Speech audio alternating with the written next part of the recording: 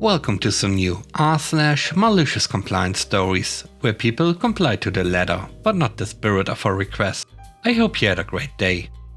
The first story is called You Are New.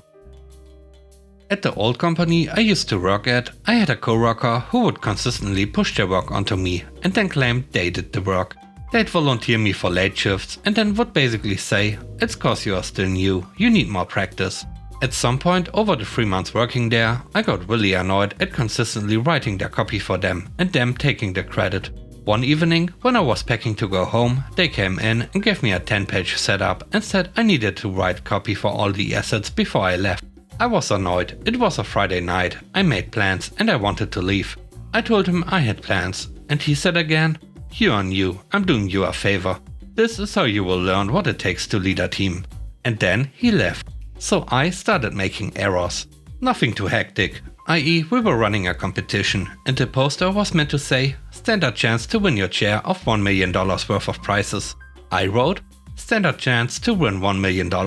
This could mean a huge legal issue cause false claims and the company could be sued, etc. This person took their work as usual and published it the following morning. He didn't bother reading anything at all, he copy and pasted and that was that. Monday morning comes and I got called to the managing director's office. He told them I had written the copy and I had made the mistakes, etc. But the managing director scolded him for being incompetent and not doing his job and pushing it on an intern and then also not reading before he posted. The managing director saw the post like 10 hours after they had been posted and lost it. She called marketing and told them to pull all the posts down. Small victory, but he never asked me to do any of his work again after that. The next story is called Not in the Kitchen.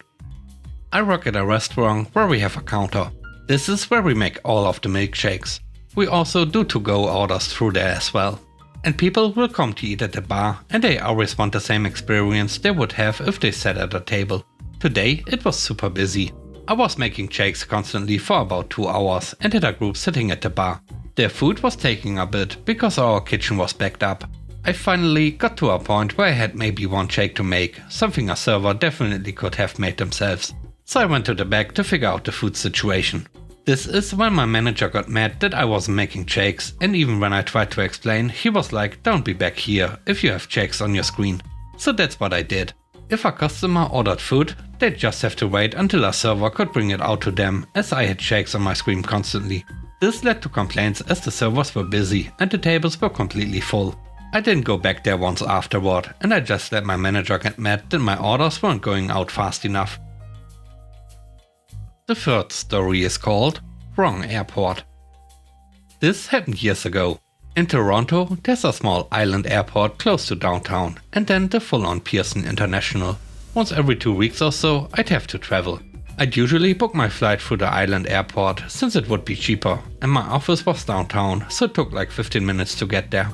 Plus, there's no real customs or anything. You can show up 30 minutes before your flight's depart time and be good to go.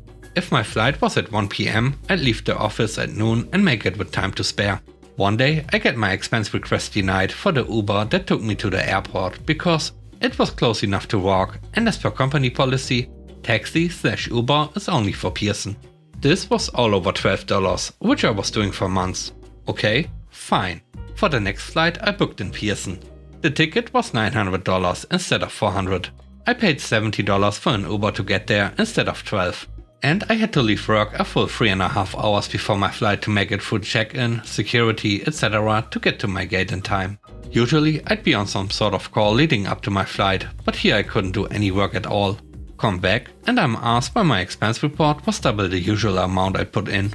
It's because I can't expense a $12 Uber to Billy Bishop Airport and I'm not going to walk for 40 minutes in my suit and vest shoes in the middle of January in the snow.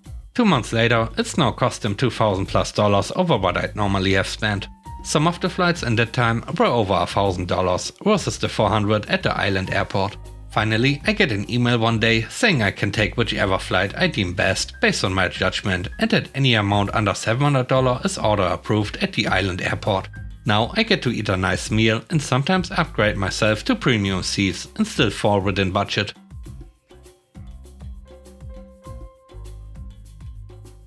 The next story is called New Bad Boss. Years ago, I worked in an office that regularly fulfilled federal and state freedom of information requests. This was a government job, and we had a good reputation of fulfilling public, business and other government requests quickly. We had good knowledge of all the nuances of the historical important. Our packets had all the known ownership, buildings and their use along with all the other important stuff.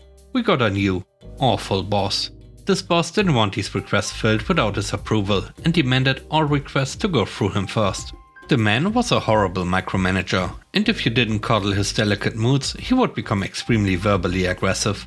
He would get into your face yelling and throw stuff, sometimes in your direction. If you happened to be female, he was even worse. The one time he did this to me, when he ran out of words to yell and things to throw, I smiled, which upset him more.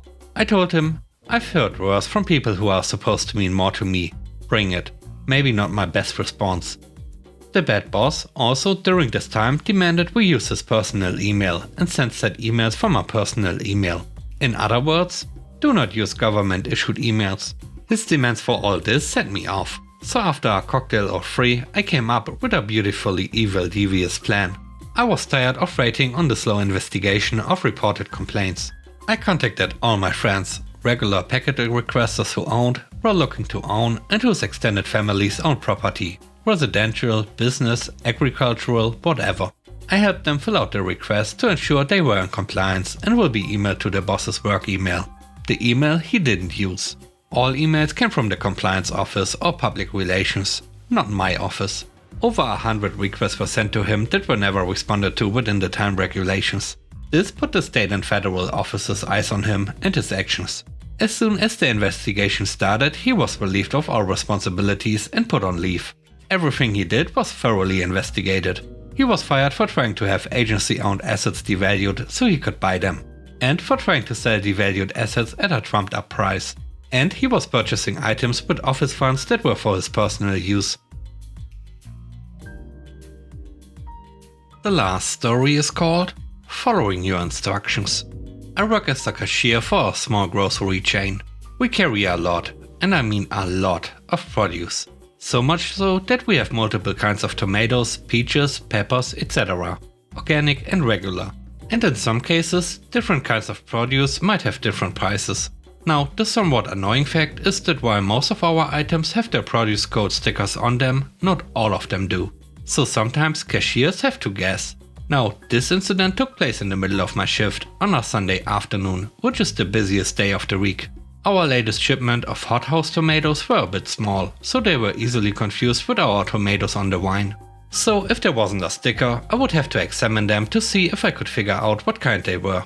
On this particular occasion, the hothouse tomatoes were on sale for approximately $1 less than the vine. An older guy, we'll call him Mr. Big Shot, who had that vaguely familiar face of a semi-regular, brings his order through my line. He made the semi-annoying choice to not only bag his tomatoes in one of those little rinky-dinky bags you find in the produce department, but he has done it in such a way that, to avoid hurting his tomatoes, the bag has been inflated and tied, kind of like a chip bag. This particular practice really only serves to make it harder to tell what kind of item is in the bag. And of course, after examination, he has picked only the loveliest of tomatoes, the kind that doesn't have a sticker. So I give them a look and make the guess that these are vine tomatoes. I ring him up, he pays and move on to the next customer. However, 5 minutes later he comes back up to me, spitting fire and fury, receipt clutched in his hand. He demands to speak to my manager. Won't tell me why, just spits at me that I better call a manager or he will have my job.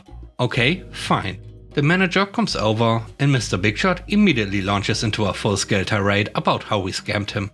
He's a lawyer, he's going to sue us, the store, the manager, me, for everything we own over false advertising.